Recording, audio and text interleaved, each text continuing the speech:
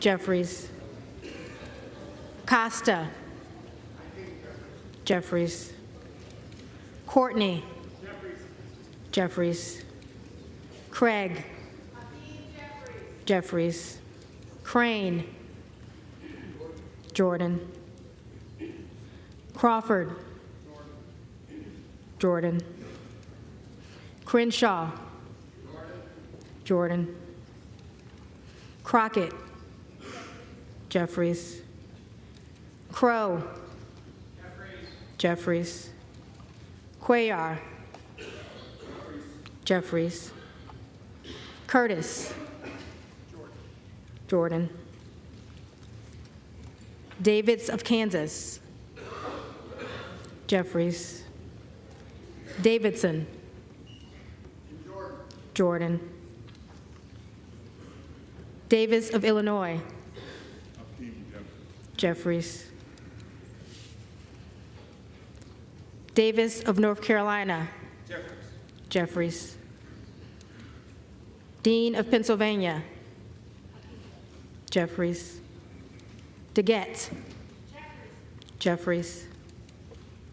De La Cruz. Jordan. DeLauro. Jeffries. Del Bene. Jeffries. DeLuzio. Jeffries. DeSaulnier. Jeffries. Desjardins. Jordan. D'Esposito. Zelton.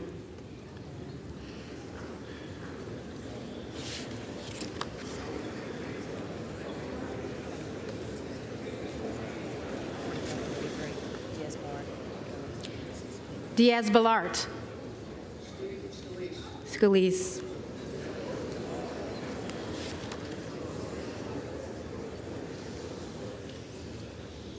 All right, the reason you heard that grumbling is because there were now more than, I believe, 3 votes by Republicans that were not for Jim Jordan. He cannot afford, I think he couldn't afford those losses and certainly cannot afford any more.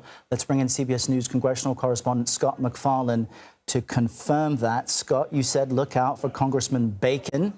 He voted for McCarthy. Congressman Buck, I don't believe, issued a vote. And Congresswoman Chavez Derrima voted for McCarthy. Bring us up to speed on what all of this means. And let's add another one. Anthony D'Esposito of Long Island has voted for another alternative as well. So you're at 4 others.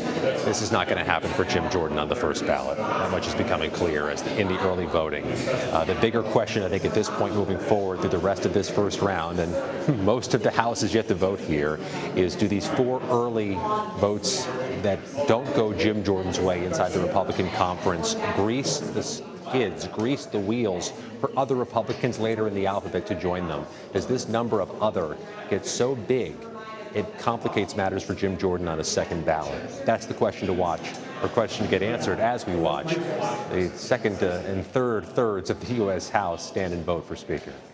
And Scott, would it be unusual to watch some negotiations take place on the floor from either Jim Jordan or his supporters in real time to, as we saw Kevin McCarthy do in January, to convince folks to get behind him for the next round? We sure did see a lot of that in the Kevin McCarthy marathon in January. Based on my view of the House floor a few moments ago, everybody is still seated in their proper position. A restlessness has not taken over the House floor the way it did after several rounds in January. There's no antsiness just yet. So I don't think you're going to see movement and in-person metaphorical arm twisting, but we're headed that way. if not during this round, then after this round.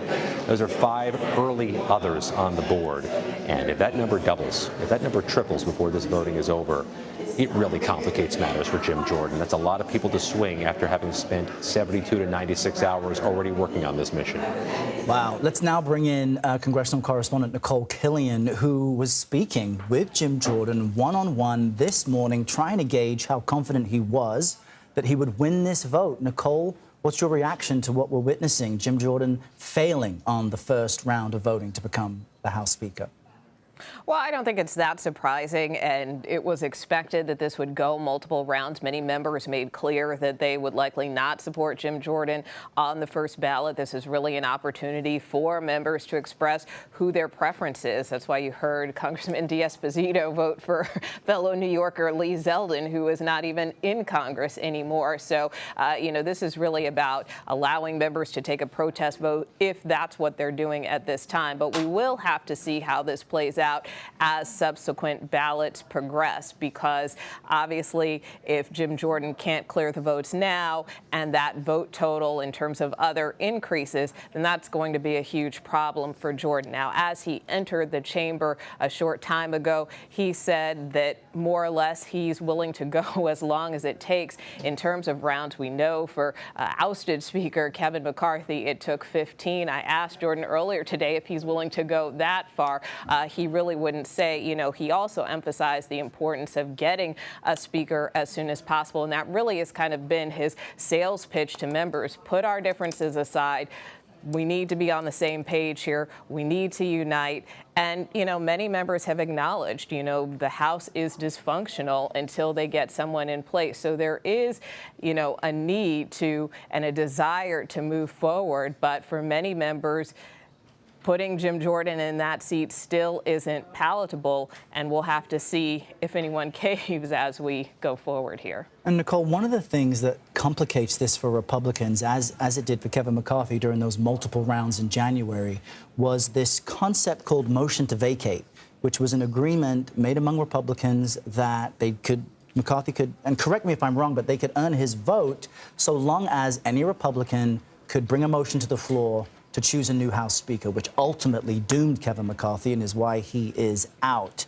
Whoever becomes the next Republican House Speaker still has to deal with this motion to vacate. Am I correct, or need a bit of a fact check there? As of now, that's how it stands. And keep in mind, it can be any one member. It doesn't have to specifically be a Republican. It could be a Democrat as well for any reason. But there have been calls as this speaker debate and vacuum has played out that there should be some type of reform here, that, it should not be this easy for a small group of members to basically be able to overthrow the House Speaker. So there has been a lot of dialogue as to the path forward, and quite frankly, that has been some of the reason and rationale behind a delay in even getting up to this point of holding a formal vote on the House floor, because this is something that members were trying to hash out behind closed doors if they could, see if they could get on the same page with respect to this. But ultimately, there is a pretty strong divide within the Republican conference, with many members wanting to keep things as is with this any one member can launch a motion to vacate, and others who feel that that threshold does need to be raised. In fact, even on the other side of the chamber, about a week or so ago, you had Senate Minority Leader Mitch McConnell weighing in on this, and he, does not like to wade into matters of the House, and made that clear. But even he said, the one thing or the one piece of advice he would give the House is that they need to change this motion to vacate. So if and when we get a speaker, that is a big question going forward, whether or not Republicans decide to move forward with potential rules changes to change that threshold going forward. But so far, no decisions have been made. Nikole Killion, one of the few congressional correspondents who got to speak with Jim Jordan this morning. As we watch this vote continue, at least 9 Congresspeople have voted for people other than Jim Jordan, other than Hakeem Jeffries. Jim Jordan failing to win enough support on this first round. Our Scott MacFarlane is there as well. We will continue to watch this vote as it comes in and bring you updates as they become available. But first, we do want to address some other breaking news.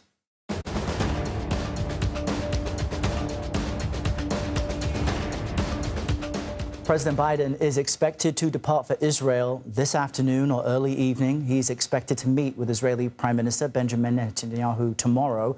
And then we'll head to Jordan to meet with King Abdullah and other Arab leaders. CBS News foreign correspondent Roxana Saberi joins us now. Roxana, you are actually in northern Israel, and our viewers should be aware that despite your distance from Gaza, you're dealing with a different situation and recently heard air sirens. Just explain for us the situation is what it's like where you are now. Yes, Era, we are in Tel Aviv right now. We were